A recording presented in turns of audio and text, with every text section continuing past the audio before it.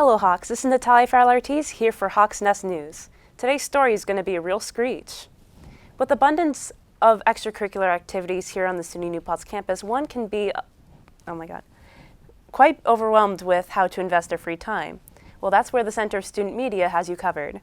Today we're going to be looking at some broadcasting organizations on campus and how they make productions more fun and interesting for the New Paltz community. Let's join our reporter Stephanie Molina out in the field for more.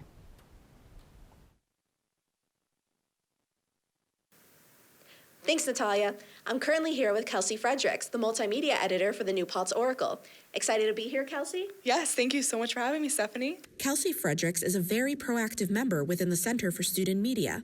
She's worked on numerous collaborative projects between the three media clubs, such as producing her own original series, 60 Seconds of the New Paltz Oracle with WNPC TV. We sat down with Kelsey to learn more about her experience. The New Paltz Oracle is the official student-run newspaper on campus. It's a part of the Center for Student Media.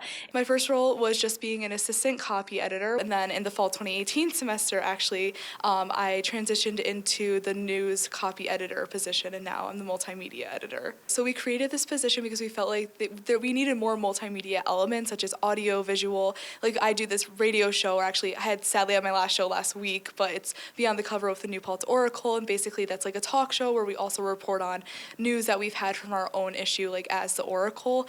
And we also, with this, we really wanted to have more modern kind of news elements and everything. We felt like that to get with the times, the technology is always changing, media is always changing. Yeah, basically what else I do 60 Seconds with the new 60 Seconds with Kelsey, which is really fun. I've been able to work with Dan, who's our creative coordinator. I believe he was just hired this semester, and he's been really great. I do notice that they are structuring it more, bringing more people kind of to the table, new ideas, new thoughts, and it's been cool kind of to bounce ideas off of him, not just for the newspaper, but also what they've been thinking about doing for TV and radio. So I would definitely say that there has been more structure put into place, and I think that media is really important in general, especially on a college campus where people are always speaking their minds. So I definitely think that there has been more of that kind of implemented. A lot of changes are happening, and I think that is really great. I would tell students who are interested in joining one of the Center for Student Media clubs that they definitely should. I mean, if you are a media person, if you do digital media production, journalism, I think that if you really are looking into exploring a field of this nature, it's necessary that you have some type of experience in college, whether that's joining a club or getting an internship for when you go out into the real world. So I would say to anyone who's interested in joining, we don't bite, we love everyone, we're accepting. And those are all the questions we had today. Thank you so much for joining us, Kelsey. Thank you for having me, Stephanie. Is there any last few statements you'd like to tell our viewers? I would just like to say thank you for listening to me, and also that you should follow your passion, whatever it may be. And with that heartwarming note, we're going to end it here. Back to you, Natalia. Thank you, Stephanie. I'm joined by Jim Heffernan, the graduate assistant for the Center of Student Media. Thank you so much for being here with us, Jim. Thank you guys for having me. What is your role for the Center of Student Media, and how did you receive this position? I am the graduate assistant for the Center for Student Media.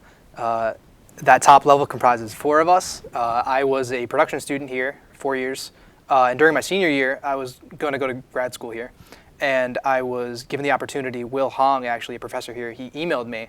He was like, hey, there's this opportunity. They're looking for a graduate assistant for the Center for Student Media.